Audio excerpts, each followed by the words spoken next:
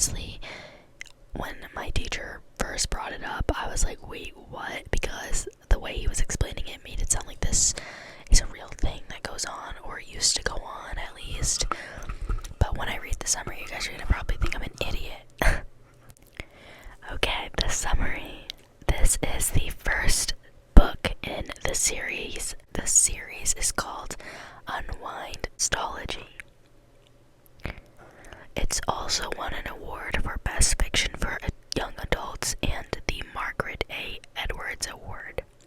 In a society where unwanted teens are salvaged for their body parts, 3 runaways fight the system that would unwind them. Connor's parents want to get rid of him because he's a troublemaker. Risa has no parents and is being unwound to cut orphanage costs. Lev's unwinding has been planned since his birth, as part of his family's strict religion. Brought together by chance and kept together by desperation, these 3 unlucky companions make a harrowing cross-country journey, knowing that their lives hang in the balance. If they can survive until their 18th birthday, they won't be harmed. But when every piece of them, from their hands to their hearts, are wanted by a world gone mad, 18 seems far, far away. Okay, that is the summary. Let's get into reading, shall we? The first chapter is called Connor. There are places you can go, Ariana tells him, and a guy as smart as you has a decent chance of surviving to 18.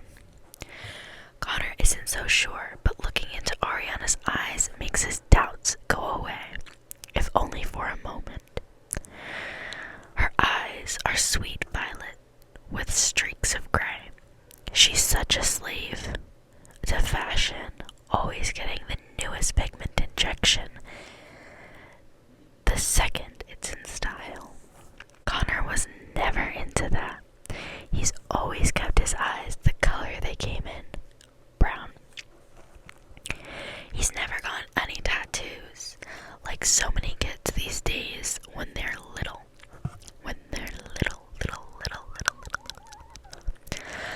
The only color on his skin is the tan it takes during the summer, but now, in November, that tan has long faded. He tries not to think about the fact that he'll never see the summer again, at least not as Connor Lassetier. He still can't believe that his life is being stolen from him at 16. Ariana's violet eyes began to shine as they fill with tears that flow down her cheeks when she blinks. Connor, I'm so sorry. She holds him, and for a moment it seems as if everything is okay, as if they are the only 2 people on Earth. For that instant, Connor feels invincible, untouchable, but she lets go. The moment passes, and the world around him returns. Once more, he can feel the rumble of the freeway beneath him as the cars pass by, not knowing or caring that he's here. Once more, he is just a marked kid, a week short of unwinding. I'm going to take a pause. If you don't understand yet what it means to be unwound, it's basically your parent. Okay, this is not real, by the way. Your parents are allowed to abort you, so have an abortion, but it's not a real abortion to like them because they're using their limbs like as an organ donor kind of thing. They're using their limbs and they're going to different people, so technically they're still alive, but not really, if you get what I mean. But yeah, that's basically what's happening. Okay. Soft, hopeful things, Ariana tells him, don't help now. He can barely hear her over the rush of traffic. This place where they hide from the world is one of the most most dangerous places that make adults shake their heads, grateful that their own kids aren't stupid enough to hang out on the ledge of a freeway overpass. For Connor, it's not only about stupidity or even rebellion, it's about feeling life. Sitting on this ledge, hidden behind an exit sign, is where he feels most comfortable. Sure, one false step and he's roadkill, yet for Connor, life on the edge is home. There have been no other girls he's brought here, although he hasn't told Ariana that. He closes his eyes, feeling the vibration of the traffic as if it's pulsing through his veins, a part of him. This has always been a good place to get away from fights with his parents, or even when he just feels genuinely boiled. But now, Connor's beyond boiled, even beyond fighting with his mom and his dad. There's nothing more to fight about. His parents signed the order. It's a done deal. We should run away, Ariana says. I'm fed up with everything too. My family, school, everything. I could kick AWOL and never look back. Connor hangs up on the thought. The idea of kicking AWOL by himself terrifies him. He might put up a tough front. He might act like a bad boy at school, but running away from his own, he doesn't even know if he has the guts. But if Ariana comes, that's different. That's not alone. Do you mean it? Ariana looks at him with her magical eyes. Sure I do. I could leave here if you asked me. Connor knows this is major. Running away with an Unwind, that's commitment. The fact that she would do it moves him beyond words. He kisses her, and in spite of everything going on in his life, Connor suddenly feels like the luckiest guy in the world. He holds her, maybe a little too tightly because she starts to squirm. It just makes him want to hold her even more tightly, but she fights the urge and lets it go. She smiles at him.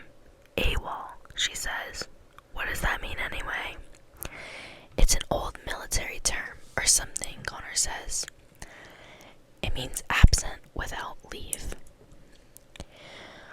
Ariana thinks about it and grins. More like alive without lectures. Connor takes her hand, trying hard not to squeeze it too tightly.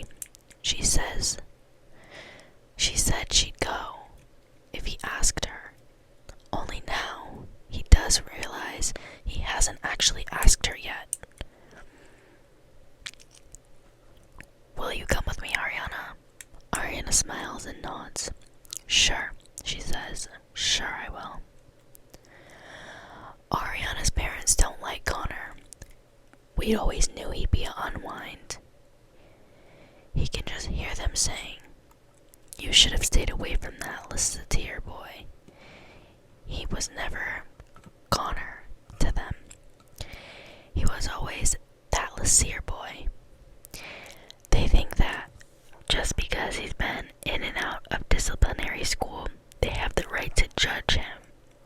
Still, when he walks her home that afternoon, he stops short of her door, hiding behind a tree as she goes inside.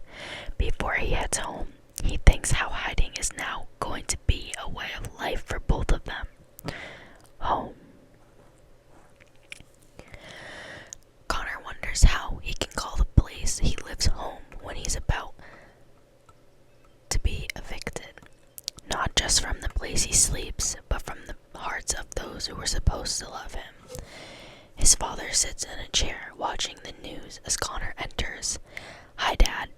His father points at some random carnage on the news. Clappers again. What did they hit this time? They blew up an Old Navy in North Akron Mall. Says Connor. You think they have better taste? I don't find that funny. Connor's parents don't know that Connor knows he's being unwound. He wasn't supposed to find out, but Connor has always been good at